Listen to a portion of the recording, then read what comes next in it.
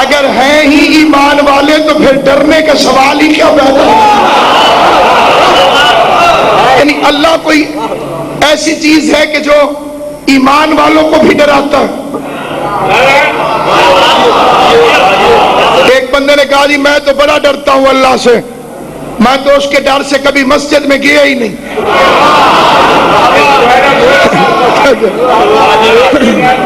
میں تو بڑا ڈرتا ہوں اللہ سے، میں تو اس کے ڈر سے کبھی مسجد میں گیا ہی نہیں۔ یا حکم ہے یا ایھا الذین آمنوا اتقوا اللہ، تقوی اختیار کرو، اور تقوی اسی کے پاس ہوگا جس کا امام امام المتقین ہو۔ اور قرآن مجید میں جہاں انبیاء کی دعائیں ہیں، آدم فرماتے ربنا ظلمنا انفسنا وَإِن لَّمْ تَغْفِرْ لَنَا وَتَرْحَمْنَا لَنَكُونَنَّ مِنَ الْخَاسِرِينَ۔ نوح فرماتے رب لا تذر علی الارض من الکافرین دیارا۔ پیغمبر اعظم کے لیے ہے کہ آپ فرمائیے رب زدنی علما، کائنات میں ایک ہی بادشاہ ہے میرا مولا علی، کہ جس کی دعا بھی اللہ نے قرآن میں لکھی، ربنا حب لنا من ازواجنا، خدایا مجھے اپنے پاس سے زوجہ عطا فرما۔ اور کائنات میں آج تک کسی مفسر نے علی کے علاوہ کوئی دوسرا بندہ لکھا ہی نہیں، اور نہ کوئی ہو سکتا ہے جو خدا سے کہے مجھے اپنے پاس سے زوجہ عطا فرما، اور اس کے آگے فرماتا ہے مجھے اپنے پاس سے ذریت عطا فرما، قرۃ عین، جو میرے آنکھوں کی ٹھنڈک ہو، وَجَعَلْنَا لِلْمُتَّقِينَ إِمَامًا، اور مجھے متقین کا امام قرار دے۔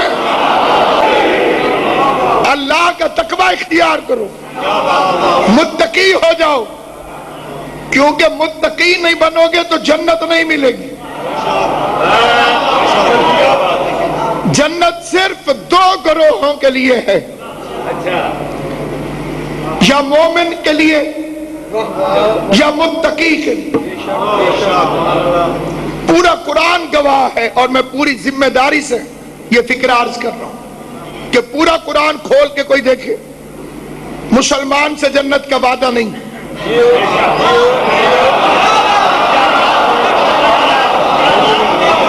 پورے قرآن میں بائے بسم اللہ سے سینے والناس تک مسلمان سے جنت کا وعدہ ہے ہی نہیں۔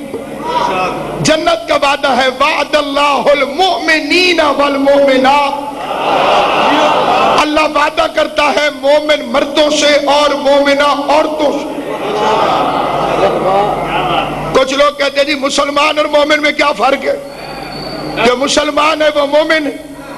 میں نے کہا اگر مسلمان اور مومن میں فرق نہیں تو تم کیوں کہتے ہو اللہ مغفر للمؤمنین والمؤمنات والمسلمین، خدایا مومن مردوں کو بخش دے، مومنہ عورتوں کو بخش دے، پھر کیوں کہتے ہو اور مسلمان مردوں کو بخش دے اور مسلمان عورتوں کو بخش دے؟ یہ مومن اور مسلمان میں فرق کیا ہے؟ کیونکہ پورے قرآن میں جنت کا وعدہ یا مومن سے یا متقی سے، مسلمان سے اللہ نے جنت کا وعدہ کیا ہی نہیں۔ کافر آپ کے پاس آ جائے مولوی صاحب مجھے کلمہ پڑھائیں، مولوی صاحب فرمائے پڑھ بسم اللہ الرحمن الرحیم لا الہ الا اللہ محمد رسول اللہ۔ اس نے پوچھا جناب اب میں کیا بن گیا ہوں؟ انہوں نے فرمایا مسلمان، اور وہ ضد کر جائے جناب میں تو قرآن پڑھ کے اسلام لایا ہوں، قرآن میں مسلمان نے تو جنت میں جانا ہی نہیں، مجھے مومن بنا۔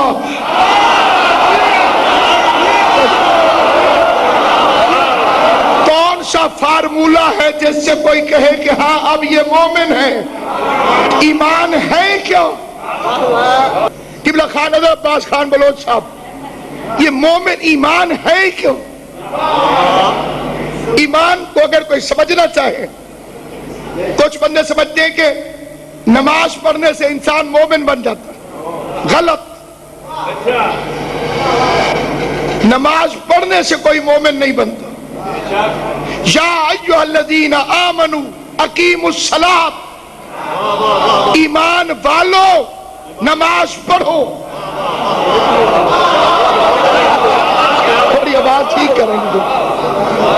ایمان والو نماز پڑھو.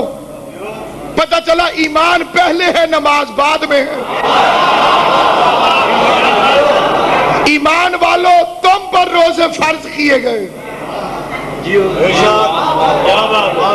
پتہ چلا کہ روزے رکھنے سے انسان مومن نہیں بنتا. مومن ہو تو روزہ رکھنا چاہیے. روزہ مومن کو فائدہ دے گا, نماز مومن کو فائدہ دے گی. تو یہ ایمان ہے کیا؟ اب کیونکہ روایت نہیں تو مجھے کوئی اختلاف کا خطرہ نہیں. میں پھر آیت پڑھتا ہوں. یا ایھا الذین آمنوا لا تقربوا الصلاۃ وانتم سکارى.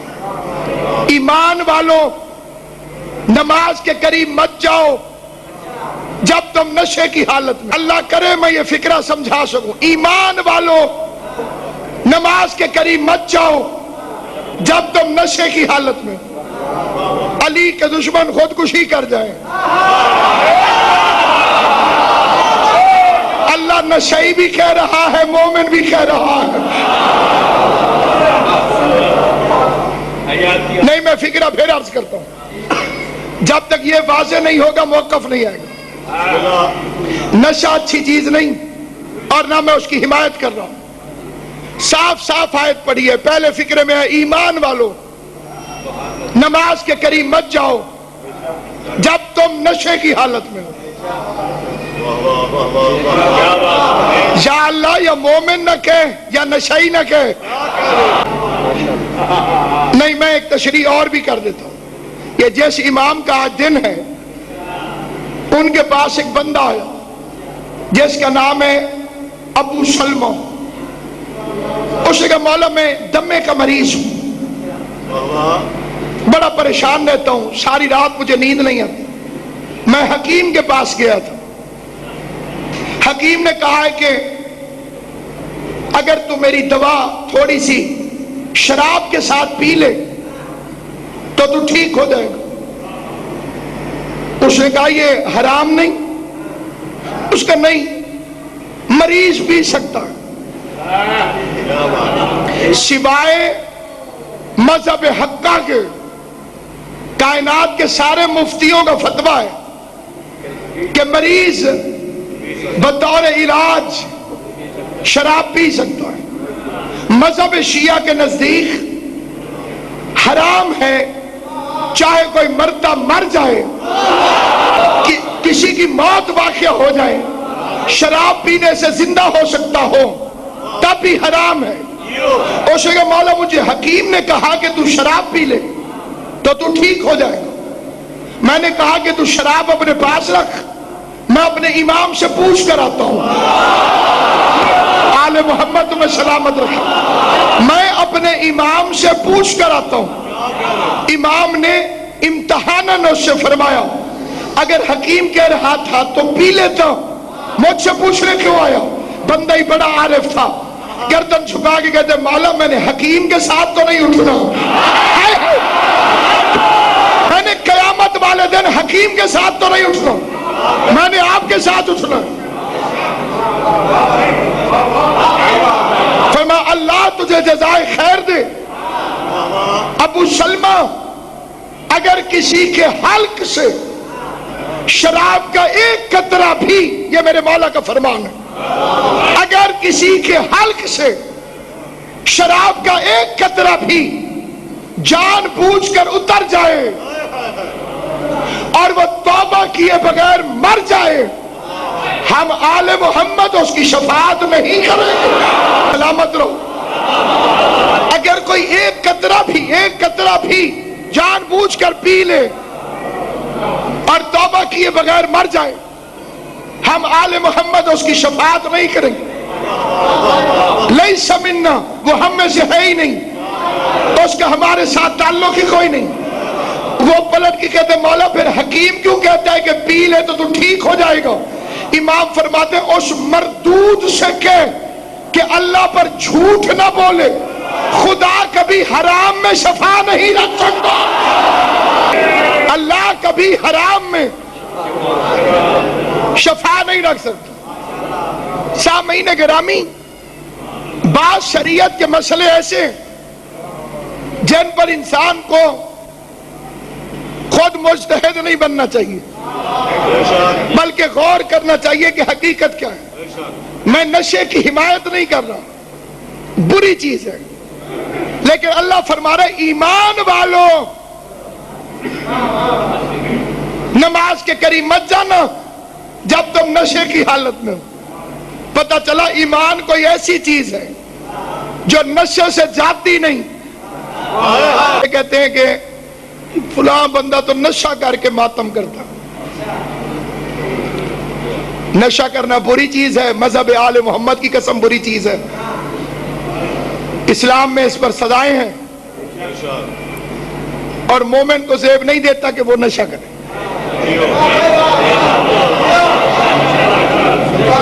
لیکن داڑھی منڈوانا بھی تو حرام ہے۔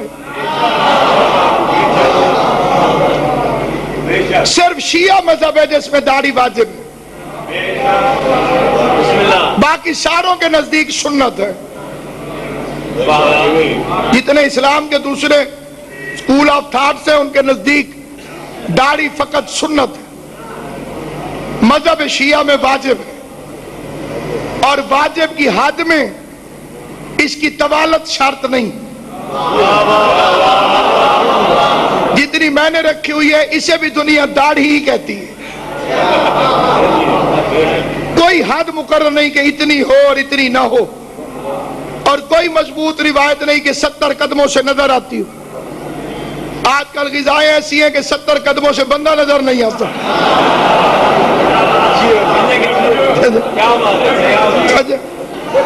اس کی کوئی حد نہیں، صرف واجب ہے۔ علماء فرماتے ہیں کہ اگر صرف اتنی بھی رکھ لی جائے، اتنی، پھر بھی داڑھی ہے، کیونکہ اگر صرف یہی منڈوا دو تو یہ کلمے بن جائیں گے۔ اتنا حصہ واجب ہے۔ چھوٹا بچہ بھی رات کو اندھیرے میں سویا ہوا ہو، ادھر ہی ہاتھ ڈالتا ہے۔ کم از کم اولاد کو تو دھوکہ نہ دے، اسے پتہ تو چلے ابو کے ساتھ سو رہا ہے کہ امی کے ساتھ سو رہا ہے۔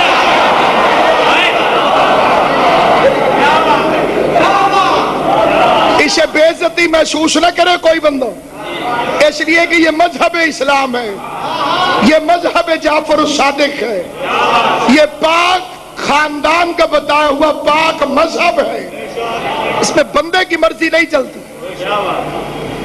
کوئی یہ سمجھے کہ میں داڑھی کے ساتھ بدصورت لگتا ہوں تو یہ جو اللہ کے چہرے ہیں انہوں نے داڑھیاں کیوں رکھی؟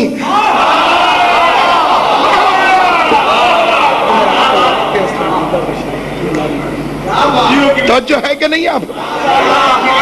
دو چیزیں مذہب شیعہ کے اندر اتنی ضروری ہیں کہ جن کا انکار ممکن نہیں۔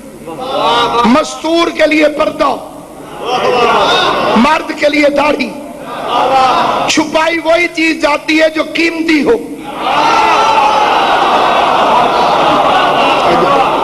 اگر کوئی مستور پردہ نہیں کرتی تو اس نے اپنی قیمت کو نہیں پہچانا۔ اس لیے ایمان کے ساتھ جنت ملتی ہے، تقوی کے ساتھ جنت ملتی ہے۔ اور ایمان کیا ہے؟ نبی نے تصویر دکھا دی۔ خندق کے میدان میں ابو طالب کا بیٹا جانے لگا، لوگوں نے فرمایا کل ایمان جا رہا، 100% ایمان۔ فرمانا تھا وہ کل ایمان جا رہا ہے، علی سواری پہ ہوتا تو گھوڑا اشارے کی زد میں آتا۔